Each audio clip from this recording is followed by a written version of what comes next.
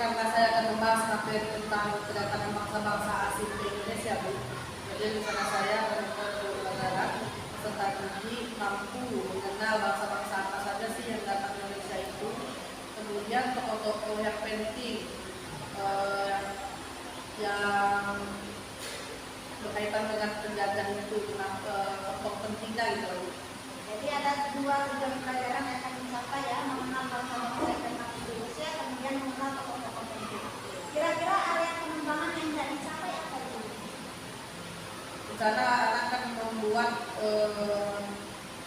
model pembelajaran sendiri anak-anak itu dengan melihat video singkat. Anak-anak itu mampu dia mencari tahu informasi sendiri. Kemudian strategi yang lain saya menggunakan metode diskusi kelompok ya.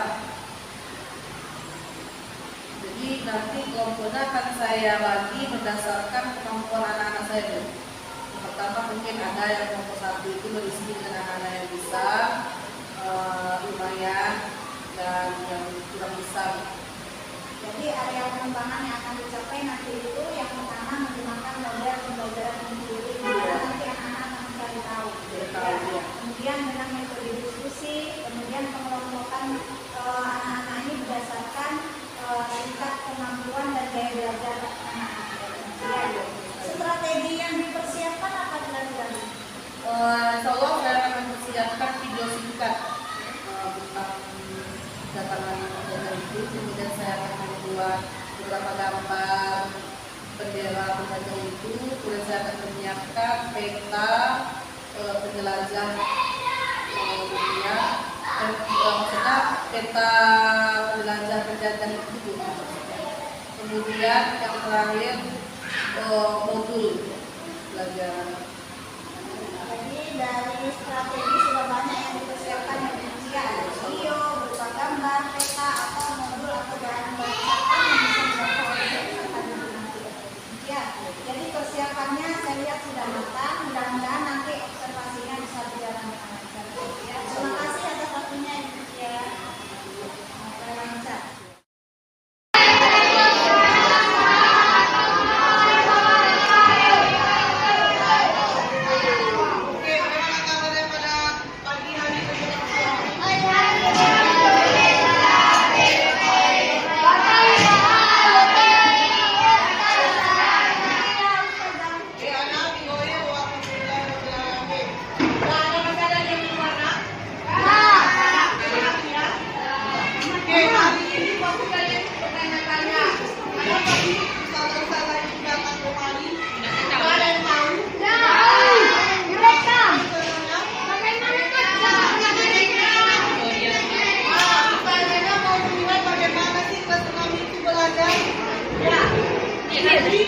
Pelajaran kita hari ini adalah pelajaran ilmu pengetahuan alam dan sosial, ya, yang disingkat dengan PAS.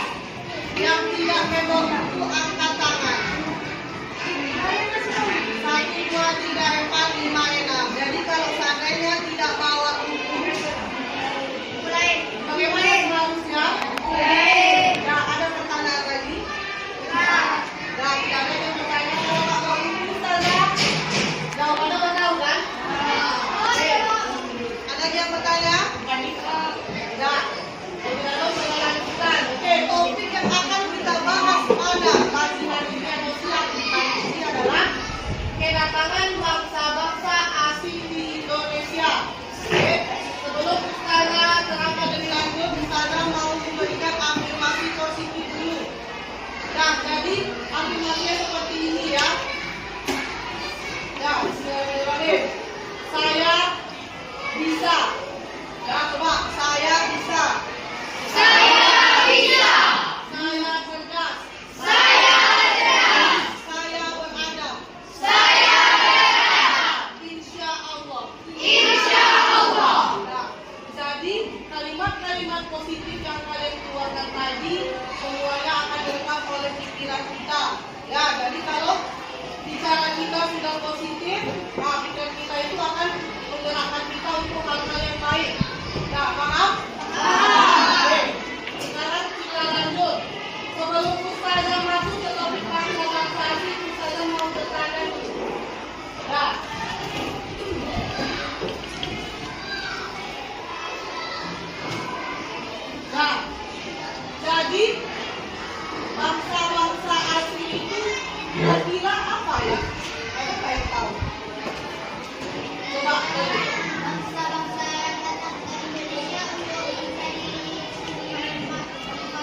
Oke, bangsa-bangsa.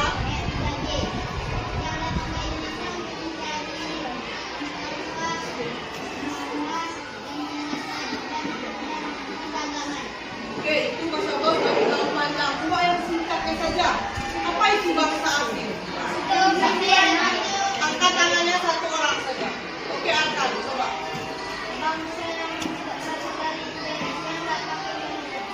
Bangsa yang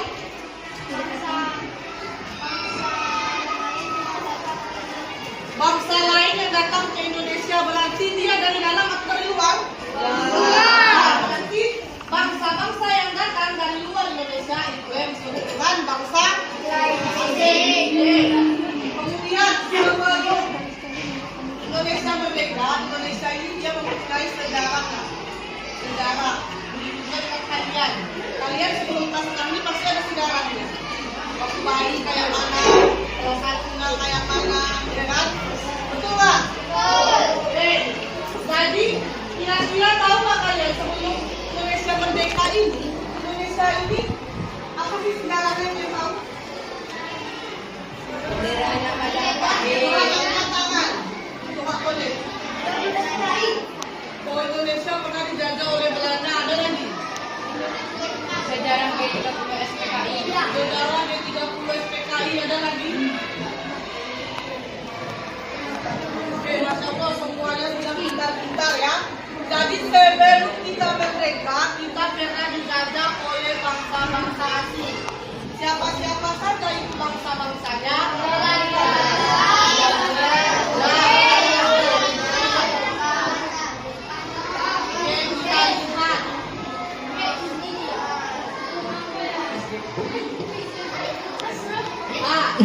Inilah dia, kira-kira kalau dilihat dari benderanya ini bendera apa? Kalau ini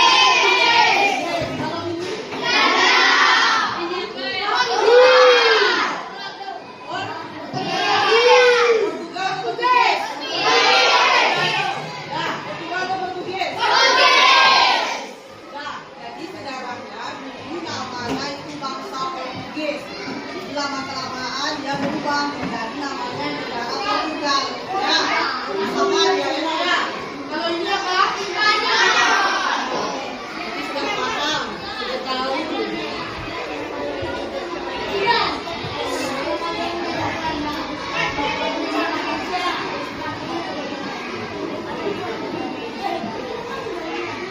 Nah, sekarang saya tanya lagi. Nanti setelah kita belajar sejarah bangsa-bangsa asing datang ke Indonesia, jadi kita harapkan kalian nanti bisa menjelaskan kembali atau menyampaikan ke ustazah kembali apa-apa saja yang sudah kalian tonton. Ustazah akan berikan video singkat ya. Jadi tanpa kalian melihat buku atau mereplay kembali videonya tadi, kalian sudah menangkap oh ini dia. Jadi nanti harapan kalian bisa menyebutkan bangsa-bangsa apa saja yang datang ke Indonesia, siapa-siapa saja tokohnya, tahun berapa saja mereka datang ke Indonesia. Paham?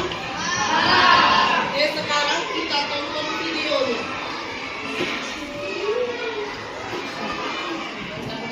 Nah, sebelum menonton video, kalian siapkan satu pena, buku tulis. Jadi kalau ada boleh pensil. Kalau ada yang pensil, silakan kalian catat.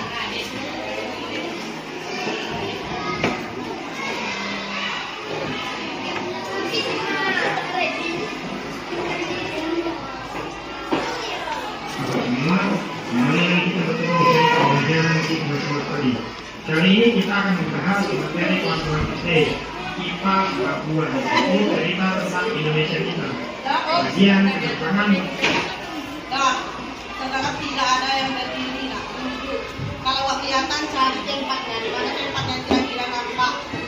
Nah, tapi terlihat Pak yang di belakang itu. Coba pindah ke depan. Oke, boleh. Angkat kursinya, tidak diseret, diangkat.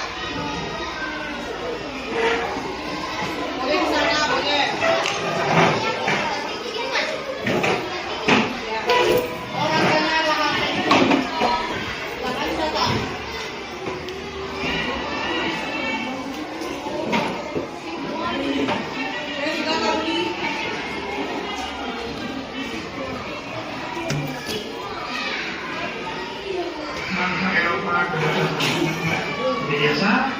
Jadi kalian kalau ganggu, jangan lupa untuk subscribe channelnya, like juga video-videonya. Saya terus teman, kita bisa belajar bersama dari mana dia.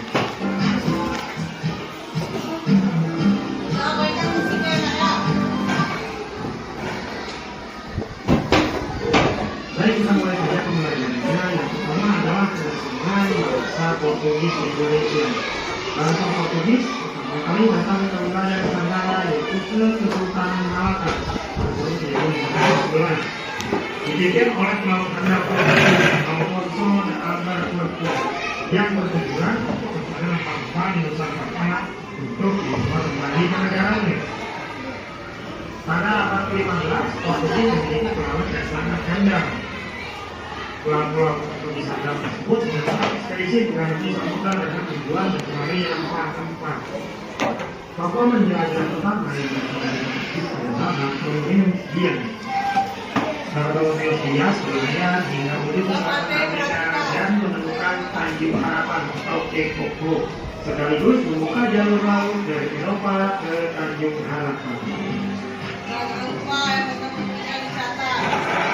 Tokoh pelaut Portugis berikutnya adalah Vasco da Gama. Pelayanannya dimulai melalui rute Tanjung Harapan. Pada tahun 1498 ia mencapai Calicut dan Goa di India.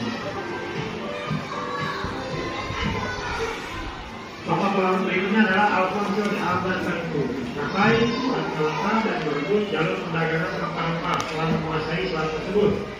Juga mengalahkan pasukan kerajaan Demak yang menentang monopoli perdagangannya. Ia monopoli perdagangan rempah-rempah hingga ke Maluku.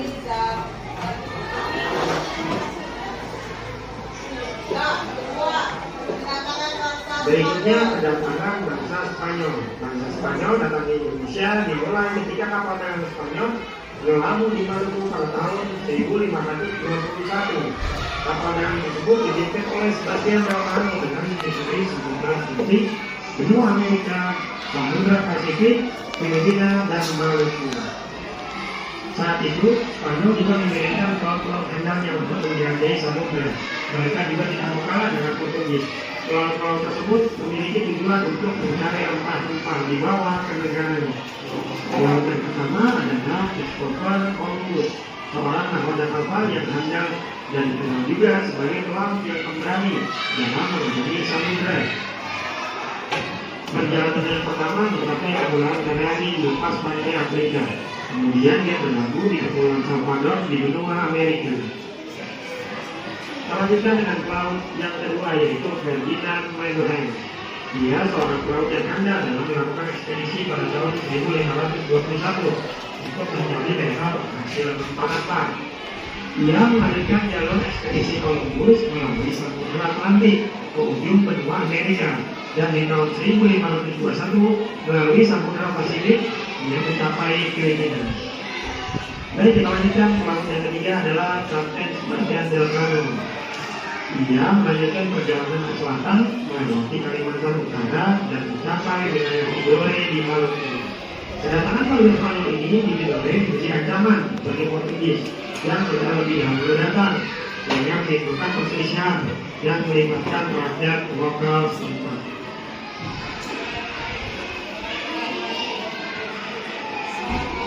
Baik, kita lanjutkan dengan kedatangan bangsa Belanda. Bangsa Belanda memulai penjelajahan lautan ke Kepulauan pertamanya untuk mencari rempah-rempah. Pulau-pulau bangsa Belanda ini menjauhi rute pantai Barat Afrika, Tanjung Harapan, Samudra India, Selat Cina, dan kemudian sampai akhir di wilayah Belanda. Tokoh pelaut bangsa Belanda yang terkenal adalah Cornelis de Houtman.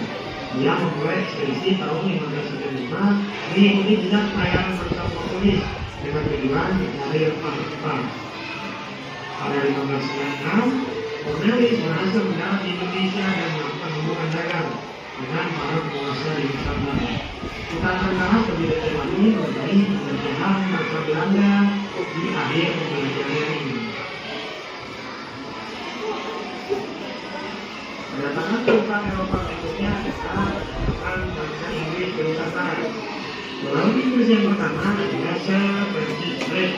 Ekspedisi Inggris ke Nusantara tahun 1577 dipimpin dipimpin olehnya dengan digelar Victory of Claremont. Pada tahun 1579, Sir Francis Drake berhasil mendarat di Ternate dan memborong kapal-kapal untuk dibawa kembali dari Inggris. Lawan Inggris berikutnya adalah Sir James Lancaster. Tahun 1910, Lawan Inggris Sir James Lancaster mendarat di Aceh dan melakukan hubungan dagang dengan setempat. Dia juga berhasil mendarat di Banten dan berhasil mendirikan pos dagang Inggris pertama di Banten. Dan dilanjutkan dengan Inggris berikutnya, yaitu Sir Thomas Stanford Darwin. Pada tahun 1811, Inggris menyerang Batavia secara besar-besaran sehingga berhasil membentuk kekuasaan kerajaan di Indonesia. Charles kemudian ditunjuk untuk menggantikan kepemimpinan Belanda di Indonesia dan melakukan perubahan kebijakan. Namun pada tahun 1814, Inggris mengembalikan Indonesia ke Belanda lewat perundingan di London.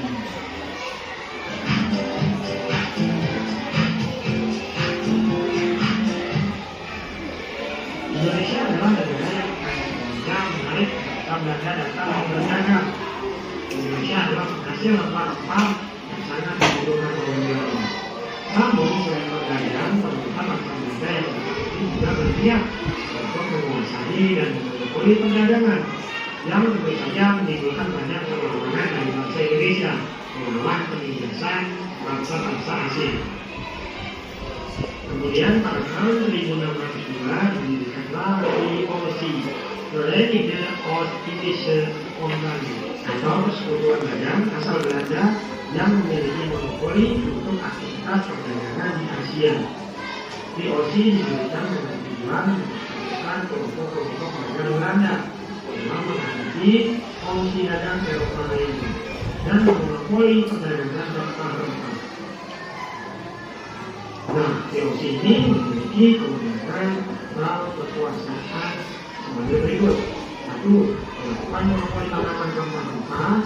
Yang kedua, mengeluarkan mata uang sendiri. Dan yang ketiga, VOC bisa membentuk angkatan perang sendiri. Nah, salah satu kebijakan VOC yang menyiksa rakyat adalah sistem tanam paksa atau itu kasa. Penjajah Belanda melaksanakan sistem ini untuk menutupi kemudian dalam menghadapi perlawanan rakyat. Sistem tanam paksa diterapkan pada tahun 1830 oleh Gubernur Jenderal Belanda saat itu, yaitu Van den Bosch. Beberapa orang dalam sistem tanam paksa yang merugikan rakyat adalah sebagai berikut. Yang pertama, penerima tanah rakyat wajib ditangani tanaman yang dirugikan Belanda. Kemudian, jika gagal panen, maka kegagalannya dan kerugiannya ditanggung oleh rakyat.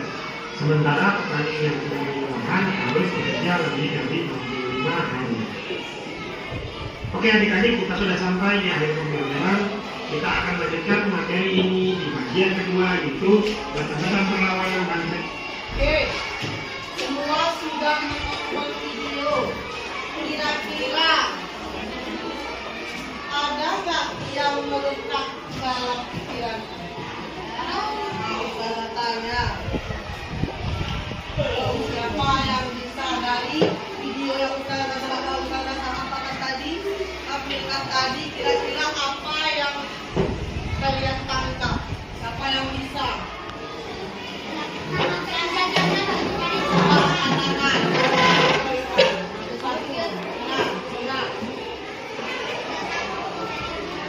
Bangsa asing datang mencari rempah.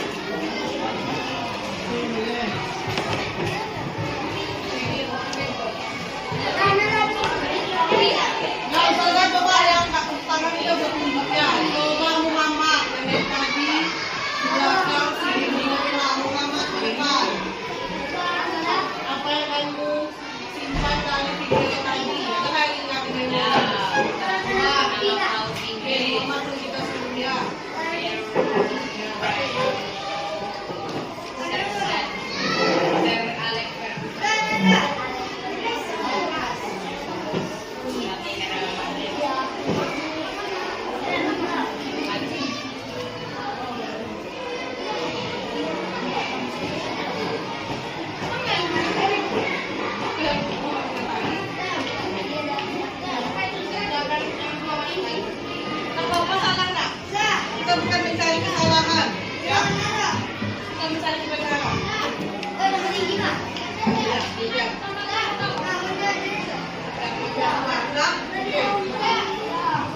Lalu sekarang yang penting dan tidak bersuara, itu lebih.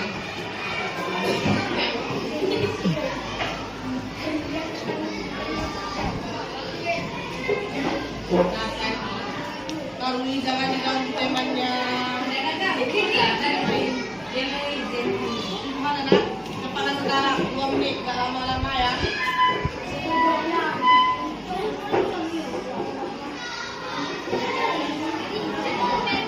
Kalau apa yang kita tadi? Apa salah itu kita perbaiki.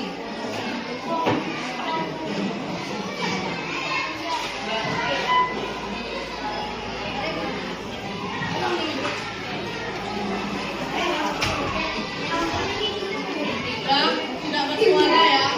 Kita membahas pelajaran IPA, bukan membahas pelajaran lain. Nah.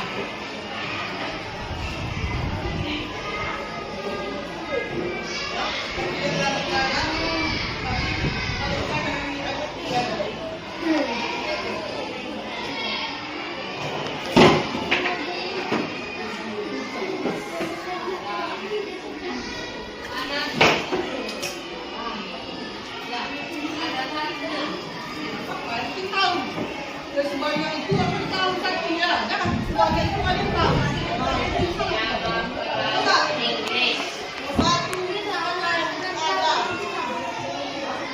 Boleh.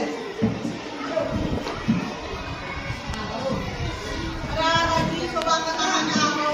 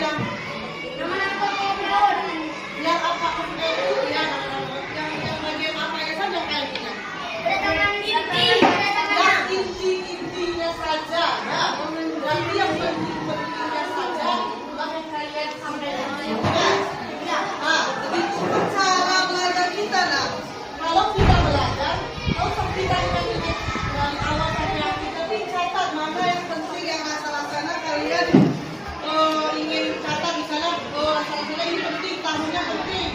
Karena tadi Ustazah berbicara kalau nanti di akhir Ustazah mau tahu kalian itu hafal nggak tahunnya, tokoh-tokohnya, bahasanya, ya. Oke. Sekarang Ustazah bagi kelompok ada berarti 32. Kalau 4 kelompok berarti berapa orang? 42. Ya, kalau Tamadin berarti nggak masalah. Ya, Kadir. 8 orang untuk kelompok ya. Sekarang silakan angkat isinya ya berdasarkan yang Ustazah panggil. Jadi kelompok 1 buat lini masa. Tahu itu apa lini masa? Kemudian apa lini masa? Kalau timeline, timeline. Nah, Asan, apa itu timeline? Itu kalau artinya. Itu benar ya kan? Timeline. Jadi timeline atau lini masa itu artinya. Nah, pernah belajar bahasa Inggris time? Apa next time? Waktu, ya. Kan kita waktu. Line, apa bahasa Inggrisnya? Line, line.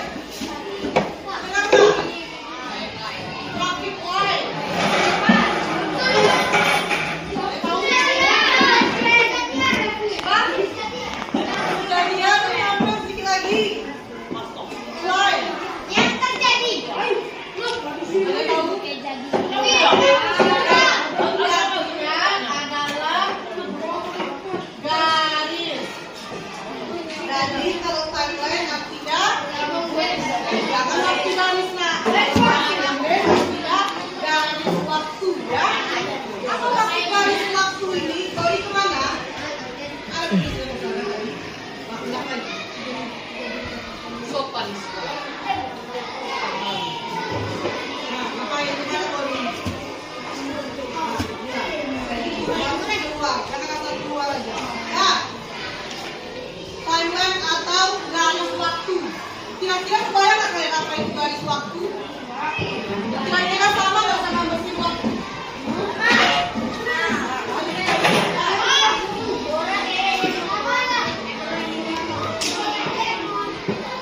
Nah, garis waktu berarti kalau ada garis waktu berarti ada apa? Ada garis dan ada? Oke. Nah, kita buat garis.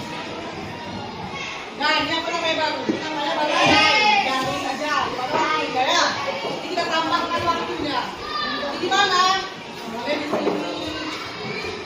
Boleh dikasih jarak ya. Nah, apakah sudah ada waktunya? Waktu itu apa sih dalam pikiran kalian?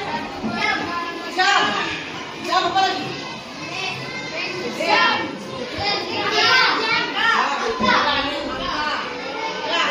Kalau di sini timeline ini boleh dia membahas tentang waktu, boleh tentang jam, tentang bulan boleh, tahunnya pun boleh, ya, boleh tahun, bulan, waktu, jam boleh.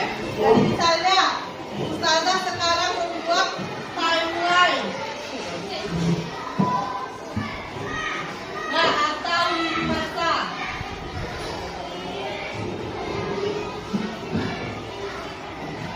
Lini masa kegiatan Ustazah dari tadi pagi sampai sekarang. Ya. Oke. Misalnya jam 8 malam tadi. Itu tadi lumayan siap kan? 05.20. Nah, 05.20 ini apa kejadian Ustazah tadi? Nah, bangun atau sholat subuh, ya. Nah, itu kejadian Ustazah yang tadi pagi pertama kali. Nah, kemudian yang kedua, jam nah, sampai setengah 7. Kerja Ustazah adalah bersiap-siap berangkat sekolah ya. Nah, kemudian tadi Ustazah sampai di sini pukul 7 lewat 10.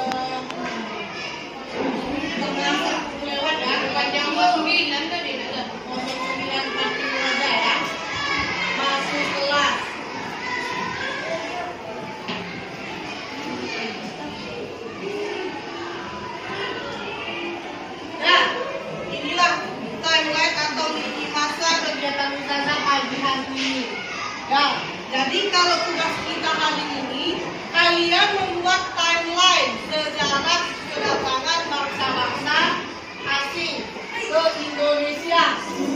Ustazah itu banyak kali pertanyaannya kan. Jadi tadi pesannya kata kuncinya yang penting-penting saja. Di awal tadi Ustazah udah itu apa yang harus kalian ingat-ingat. Apa tadi yang jawab? Sampai masih ingat lagi. Apa tujuan kita lagi? Kayak apa coba Farhan? Apa tujuannya tadi belajar ini? Untuk apa? Sebagai apa itu? Ada ingat? Ada? Apa tujuan kita tadi belajar ini? Untuk apa? Mengetahui sejarah tentang apa aja? Indonesia. Bangsa-bangsa asing yang datang. Tokoh-tokoh pentingnya. Kemudian tahun-tahun datang ke Indonesia. Tahun-tahun berjalan datang ke Indonesia. Ya, tapi itu saja. Jangan semuanya kalian disalin, ya. Jadi timeline ini boleh formatnya seperti ini, boleh yang lain. Ya, harus kayak gini. Boleh lurus, boleh belok. Nah, kayak gini boleh. Misalnya kalian mau buat jalan aspal mobil, boleh. Itu terserah. Tapi dia harus untuk misalnya perjalanan asrama Hendra ke sekolah.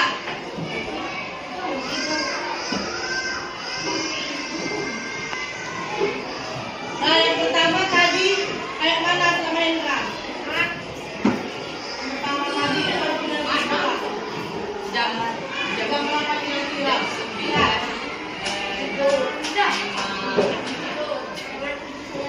Subuh. Ya, nah, itu besok dia pakai lagi ya. Kita kan lagi besok bukan lagi. Ya, jam 6.5, ya. Bisa jam 5 bagus. Ya. 6.30 tadi berangkat sekolah kan? Bangun pagi ya. Besok subuh. Sholat subuh. Nah, kemudian jam berapa lagi ya Hendra? Jam berapa lagi? Berangkat ke sini jam berapa? Siap-siapnya. Kita anggap aja jam 7 lewat ya, 7:05. Berangkat ke sekolah.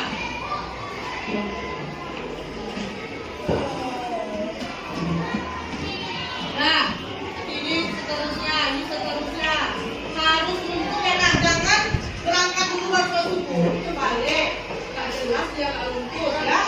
Jadi harus dia luntur, luntur berurutan, bagus banget. Jadi lunturnya berurutan, nah paham? Ya, boleh cara lain formatnya Ustazah atau boleh kayak gini, misalnya kalian membuat kayak misalnya boleh gini, boleh juga, terserah kalian. Yang penting dia jelas dan luntur. Nah, boleh. Gimana? Apa? Nah, ini gayanya boleh. Ya. Dan sekarang ada pertanyaan.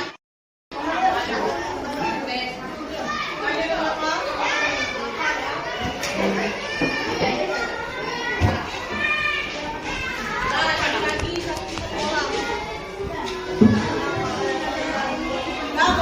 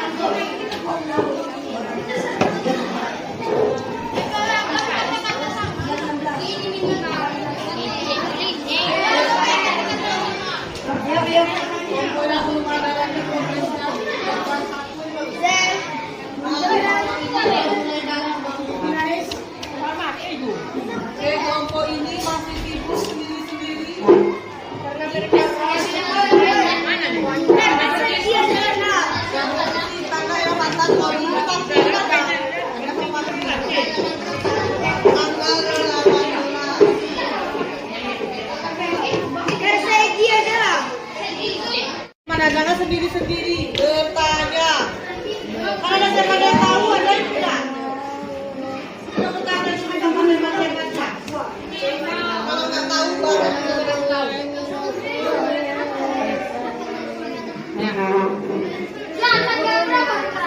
Sekarang tanggal 18. Dan nanti jangan dulu. Nanti timeline yang paling bagus dapat hadiah dari sekarang. Kelompoknya ya. Satu aja, 2, 3 enggak, 2, 3 aja yang bagus. Kelompok yang paling bagus, paling berarti timeline-nya paling unik. Beragam. Dapat hadiah dari sekarang.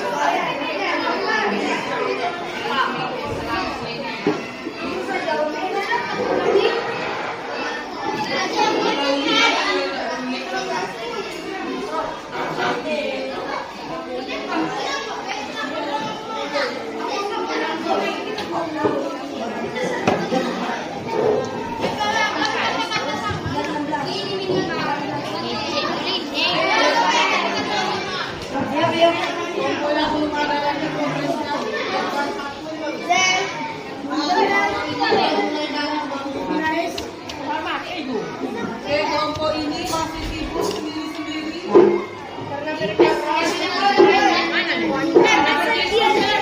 karena tangga yang mantan Tori pastikan dah.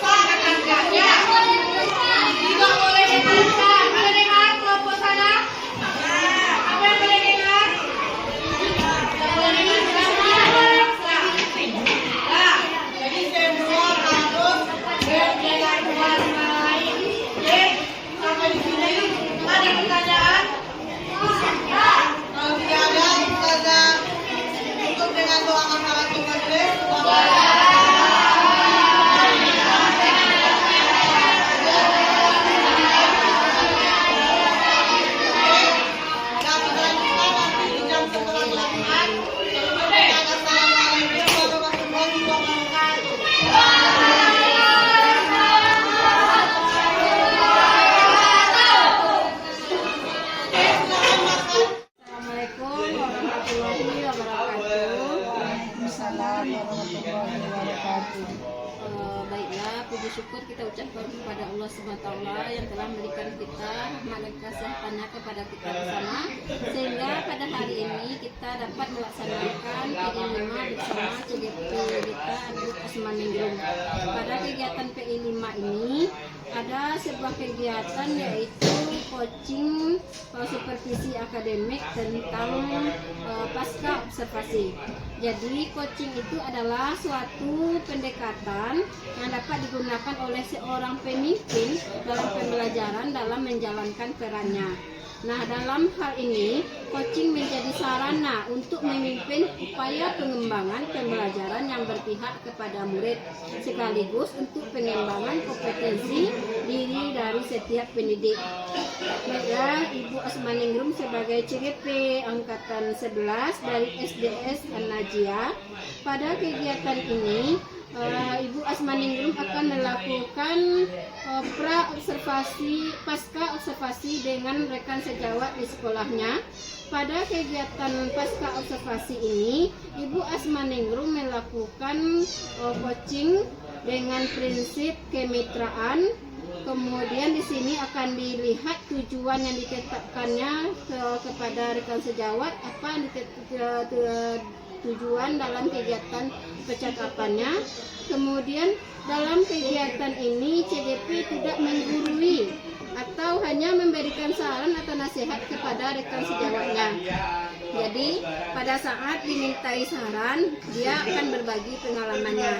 Kemudian dalam proses coaching ini ada prosesnya namanya proses kreatif, yaitu di sana percakapan dua arah antara rekan sejawat dengan CGP untuk melakukan lebih banyak untuk berbicara. Kemudian si coachnya mendengarkan atau mengulang dan merangkum kembali perkataan dari rekan sejawatnya dan bertanya kembali kepada rekan sejawat.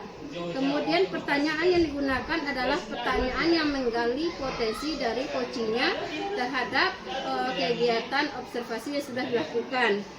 Kemudian si CGP ini sebagai coach, dia memaksimalkan potensi percakapannya, menghasilkan tindak lanjut yang konkret nantinya, sehingga tindak lanjut itu berasal dari rekan sejawat. Jadi nanti CGP menanyakan tindak lanjut dari kegiatan yang dilakukan oleh rekan sejawatnya. Kemudian percakapan penutup dengan kesimpulan dari rekan sejawat. Baiklah Ibu Asmaningrum, pada kegiatan pasca observasi ini saya akan menilai, yaitu ada nilainya, kriterianya tentang ada kalau 1 itu cukup, yaitu CGP hanya menerapkan 1-2 kriteria prinsip dari coaching.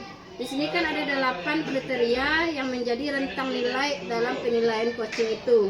Yang kedua ada nilainya cukup, berarti CGP hanya menerapkan 3.3-4 kriteria dari prinsip coaching tadi. Kemudian yang ketiga baik, CGP menerapkan 5-6 kriteria prinsip coaching.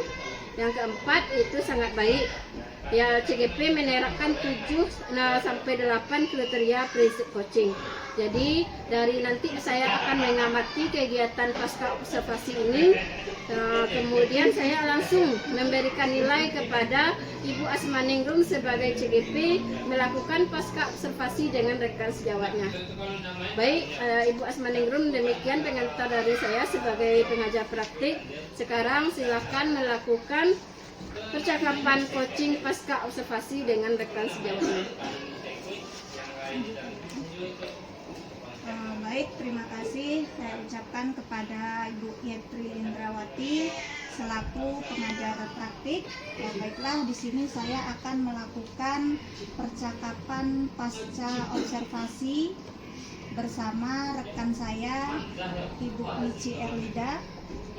Sebagaimana sebelumnya saya sudah melakukan pra-observasi ya Bu Mici ya, pra-observasi, kemudian dilanjutkan dengan observasi. Saya melakukan pengamatan kegiatan pembelajaran yang sudah Ibu lakukan beberapa hari yang lalu. Nah, kini tibalah saatnya saya akan melakukan pasca observasi. Kemudian nanti dari sini kita akan melihat bagaimana kedepannya pembelajarannya supaya lebih baik lagi. izinkan saya untuk mengajukan beberapa pertanyaan ya Bu ya. Yang pertama, bagaimana perasaan Ibu setelah melakukan kegiatan pembelajaran, kalau nggak salah saya pelajaran IPAS ya Bu ya, di kelas 6 Pak? Perasaan saya alhamdulillah sangat puas atau senang dan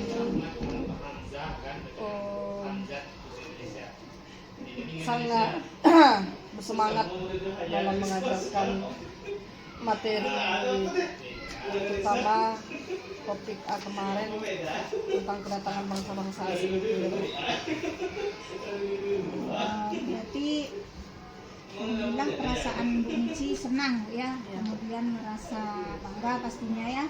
Nah itu saya juga melihat ketika saya melakukan observasi kemarin, Bu Mici tidak ada terbebani gitu ya. Kemudian anak-anak juga merasa senang dalam mengikuti pembelajaran, apalagi kemarin materinya sangat menarik ya Bu Mici ya.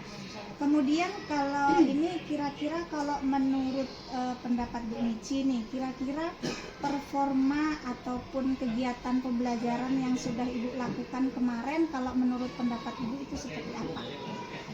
Maksudnya diceritakan kembali gitu Bu? Maksudnya menurut penilaian Bu Mici sendiri, di mana kegiatan pembelajaran yang sudah Ibu lakukan pada pertemuan beberapa hari yang lalu itu, penilaian menurut Bu Mici sendiri bagaimana? Itu kalau dikasih rentang nilai gitu Bu, 1 sampai 10 atau? Oh iya, boleh mungkin diceritakan dulu, mungkin bisa aspek apa yang sudah berhasil dikembangkan seperti itu Bu Mici. Mungkin di sini kan kalau dulu ya Bu ya, saya nggak terbiasa dengan pembelajaran diferensiasi itu ya. Kemudian setelah saya baca-baca, mengikuti PMN gitu ya, kan banyak sekali di sana itu literasi ataupun materi yang tentang diferensiasi ini Bu. Setelah saya terapkan di pelajaran IPAS itu, kan ada 3 tuh diferensiasi yang saya lakukan itu kan Bu ya. Ada konten, ada proses, kemudian ada produknya gitu Bu ya. Dan setelah saya lakukan, anak-anak itu merasa bangga dia Bu, senang dia melihat saya itu menggunakan alat media, ada di fokus, menggambar, menarik lah ya, menurut saya Bu ya. Karena kebiasaannya kan orang tuh kan melihat papan tulis saja, tidak pernah berwarna, tidak menarik gitu kan Bu ya. Setelah mendengar suara, kisah-kisah, ini tertarik mereka, fokus mereka mendengarkan gitu kan. Kemudian setelah diberi tugas, mereka tidak terbebani gitu Bu. Jadi mereka bisa dengan menonton itu, dan ada referensi juga pakai modul kami Bu, kami buat modul gitu kan Bu ya. Ada 2 referensi yang mereka gunakan untuk mengerjakan soal-soal tanpa harus bertanya lagi gitu Bu. Seperti itu kira-kira Bu. Ya, oke Bu Mici ya. Berarti kalau dapat saya tangkap, pembelajarannya atau performa yang sudah Ibu lakukan itu alhamdulillah sudah berjalan dengan baik ya Bu ya. Walaupun mungkin ada beberapa yang tidak terlaksana gitu, dan itu biasanya juga lazim dilakukan oleh guru-guru ya. Kira-kira nih Bu Mici, kalau kita rentangkan misalnya skala 1 sampai 10, kira-kira performa Bu Mici itu berada di posisi berapa? 8,5 ya. 8,5. Oke, menurut Bu Mici berada di skala 8,5 ya Bu Mici ya. Kalau yang Bu Mici inginkan, Ibu itu pengennya berada di posisi berapa? Ya, kita ya ingin 10 lah Ibu ya, ingin baik, yang terbaik lah untuk anak kita Ibu ya. Oke. Jadi dari posisi yang saat ini 8,5, Ibu menginginkan di kemudian hari ya, di pembelajaran berikutnya itu berada di rentang 10 ya. Semua guru mungkin keinginannya ya seperti itu Bu Mici ya. Kira-kira nih Bu Mici, kalau untuk mencapai rentang 10 yang seperti Ibu harapkan itu, kira-kira apa yang akan Ibu Mici lakukan atau mungkin ada perubahan untuk pembelajaran berikutnya?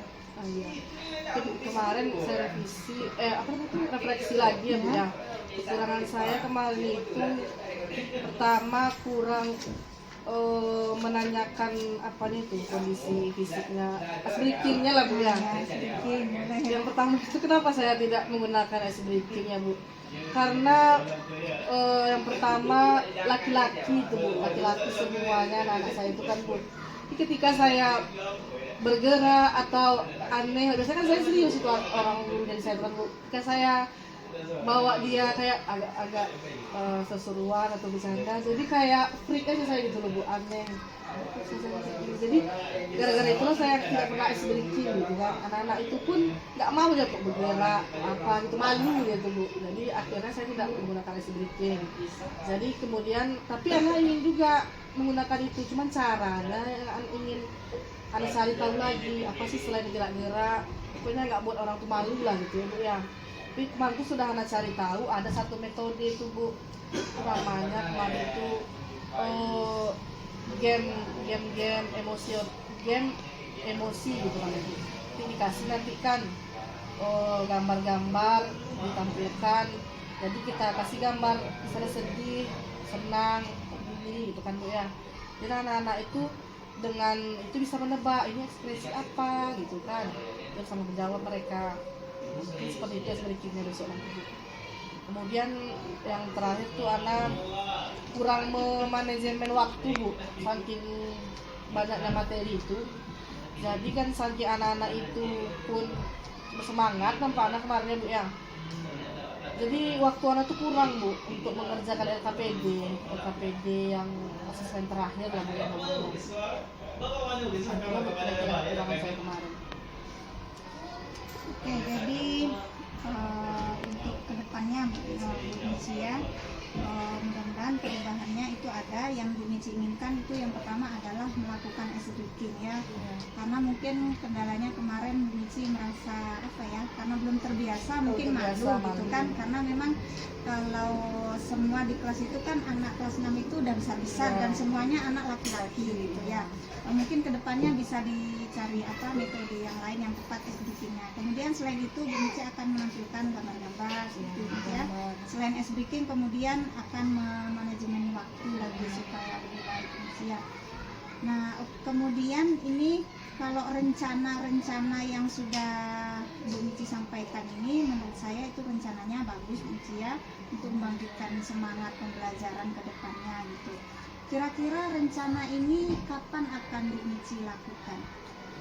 Insya Allah untuk materi selanjutnya Insya Allah akan saya lakukan.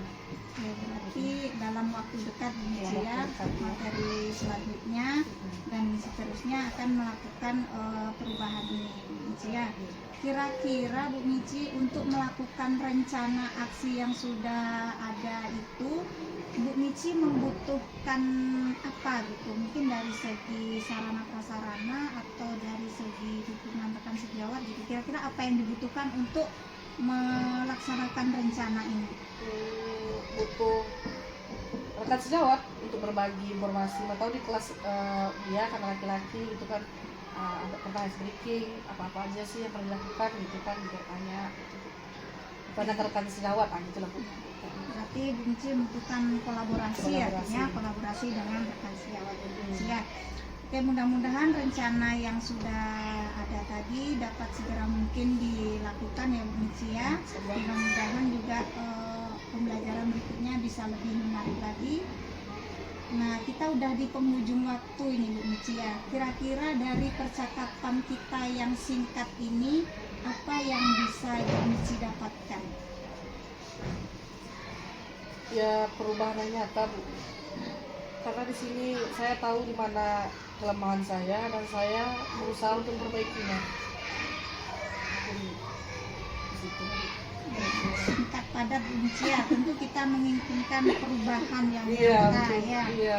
Saya pun sebagai pendidik pastinya juga menginginkan hal yang sama ya, perubahan yang nyata, dan mudah-mudahan kita bisa melakukan perubahan itu konsisten gitu ya Bu Mici ya. Nanti jangan sampai kita pas mood aja gitu kan, sedikit kemudian lagi makmur nggak biskuit lagi. Mudah-mudahan kita bisa konsisten lagi ya Bu Mici ya. Oke, akhirnya kegiatan supervisi akademik kita sudah terpenuhi ya Bu Mici ya, mulai dari kegiatan pra-observasi, kemudian dilanjutkan dengan observasi kelas. Saya sudah melakukan pengamatan terhadap proses pembelajaran yang dilakukan. Kemudian sekarang kita sudah melakukan percakapan pasca observasi Nah, terakhir ini ya Bu Mici ya, pasca observasi, saya ucapkan terima kasih banyak kepada Bu Mici yang sudah berbagi pengalaman, dan pastinya saya di sana bukan untuk menilai pembelajaran yang Bu Mici lakukan, tapi saya juga mengambil banyak pelajaran yang dapat saya ambil setelah saya melakukan observasi di kelas Ibu. Kemudian saya ucapkan terima kasih juga kepada Ibu Yetri selaku pengajar praktik yang sudah mendampingi kegiatan pasca observasi kita. Mudah-mudahan kedepannya kita bisa lebih baik lagi. Terima kasih ya Bu Mici ya. Assalamualaikum. Waalaikumsalam.